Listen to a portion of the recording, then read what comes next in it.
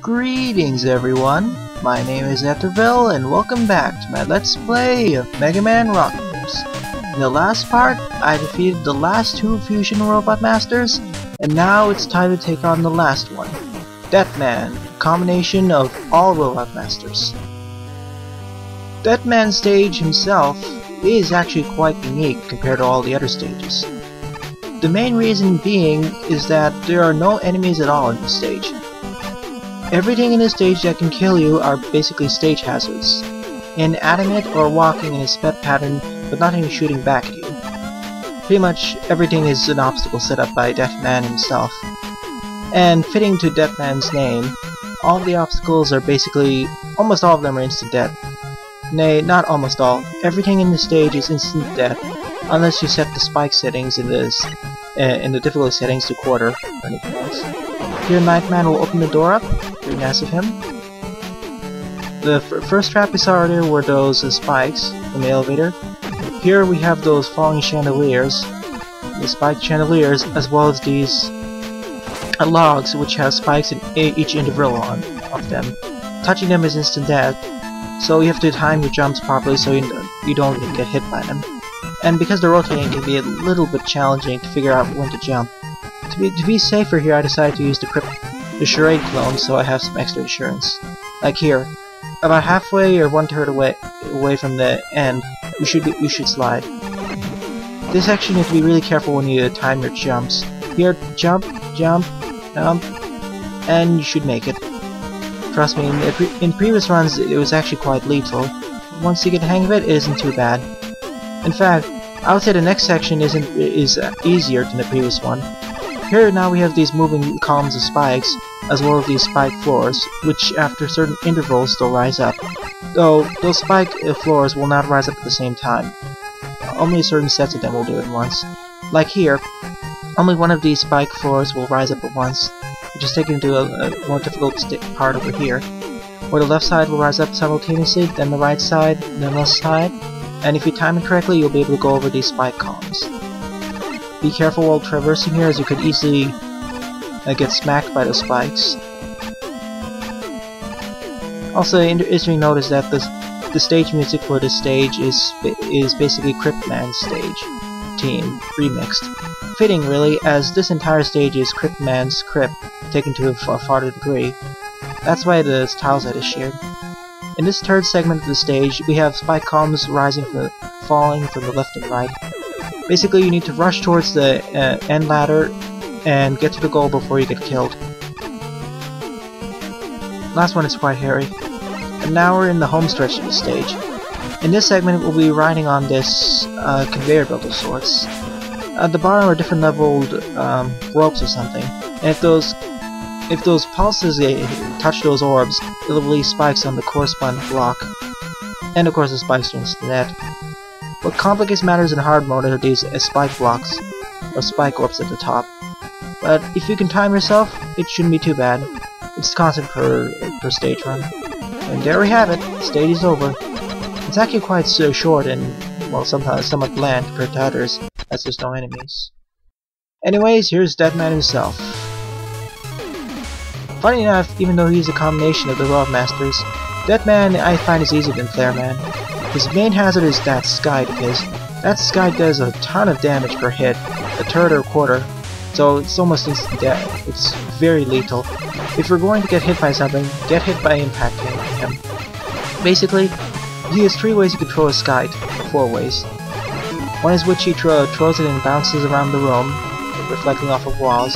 Another one is when he throws it and it bounces on the ground. The other one is when he throws it to the center of the room, which will try sucking you in, while he tries jumping towards a position. And the one last shown here is the one where he throws it horizontally. Here's the bounce one. The key to defeating him is to basically dodge his Skite and time your jumps over him. So always try jumping over you to slam under you. He'll either do a high jump or a short jump depending on your position. Just slide or walk under him. And by defeating him, we get the Mega Man 1 victory music. Fitting, really, as the first set of Robot Masters we got the Mega Man 3 victory music, second set Mega Man 2, and now Mega Man 1. And thus by defeating Deathman, the man behind the man shows himself. Justice Man. His reasoning for the rebellion is because after Shockman damaged him, he realized, or supposedly realized, that robots were being enslaved and mistreated by humanity. So he's fighting for freedom. He and his comrades, supposedly.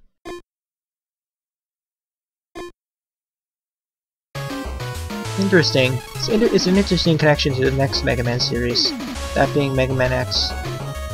And as Justice Man says, not all is lost. He has his own forces left. So, obviously, it's time. The final stage has been opened. But of course, before we get to the final stage, I would like to cover some extras that I missed in the first part.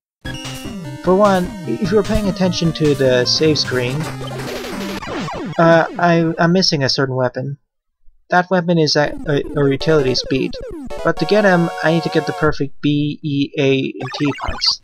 And of course, to do that, I have to defeat 4 Robot Masters without taking any damage. So I decided to go back a bit and defeat the last 4 non-fusion Robot Masters without taking any damage. And for each of them, as long as I don't take any damage, I get their weapon, and shown here from defeating Postman perfectly, I get the perfect B part. And by defeating Photon Man perfectly, I get his weapon and the perfect E part. And with Charade Man and Circuit Man respectively, I get the perfect A and perfect T part. I didn't show it in the main run as I can do it in the easy normal boss difficulty, but doing it in a hard mode is very difficult, especially Buster only, with the RNG and whatnot. And by collecting all 4 parts, we basically I get the ability to summon Beat. Now it's time to show off the Robot Master weaknesses of the Fusion Robot Masters. Terror Man himself is weak to the Circuit Move. Basically the same strategy as before, but remember to hit him with the Circuit. The reason why I'm showing off the Robot Master weaknesses here is because after defeating the Fusion Robot Masters, we will not be fighting them again in the Justice Man's castle. We'll only be fighting the 8 Robot Masters. So might as well show it off here. Not too difficult. Now Plague Man, who, funny enough, has technically 2 weaknesses, sort of. If you use the Crypt Cloak on him on the first phase, you can actually disable his 2 arms. And after disabling it, at least for the first phase, his main primary weakness is the Phantom Fuse. Though I was playing a bit sloppy here, as it does a ton of damage. And I ran out of Phantom Fuse here, pretty embarrassing. And he's taken out even more easily. Power Man is weak to the Pulse Stopper. Fitting really, as I could take only the Photon Flare, or if Pulse Stopper could actually reach up there, as no other Robot Master weapon, other than maybe Beat, can reach up to him. So really it's a matter of anticipating his shots and hitting it correctly.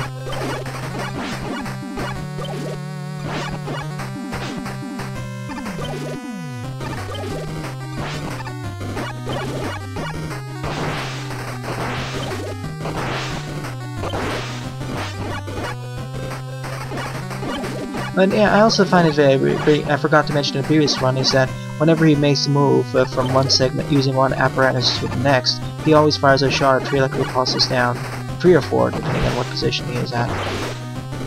And those consoles above show which device I'll be using. Which I also forgot to mention. Also kind of a silly move over here. I hit myself, but I was able to defeat him. Probably could have just used a diagonal one. Here's Flare Man. He's weak to the Crypt Cloak, although in regards to using the Crypt Cloak, it's still very unwieldy to hit him with it. Mainly because of all the shockwaves getting thrown everywhere, and because of all his jumping, it makes it really difficult to hit him with it. It cancels out his own shockwaves when he does that stomp attack though, which is nice, but unless you master his maneuvers, which I didn't really do much here, even with his weakness, he's a pain to take care of. I suggest having his weakness and 2 E-tanks first facing him. In fact, I actually ran out of Crypt Cloak here, so I had to take him out with the Buster. And now time for some extras. There's Bomb Man in Flare Man stage. You can actually take out that obstacle without him throwing his Hyper Bomb. And by doing so, he gets pretty sad. Now you can do the same to the Nightman in Deathman stage with the Phantom Fuse. Well, we didn't allow the Nightman to use mace, so... sorry. Now time for Deadman's weakness. Deadman's weakness is the Charade clone. It's somewhat logical as the clone itself is not really living, so... basically, in order to hit him with the Charade clone, basically just ram into him. Pretty funny when you think about it. And the fact it gives us some invisibility frame makes this boss a lot more easy.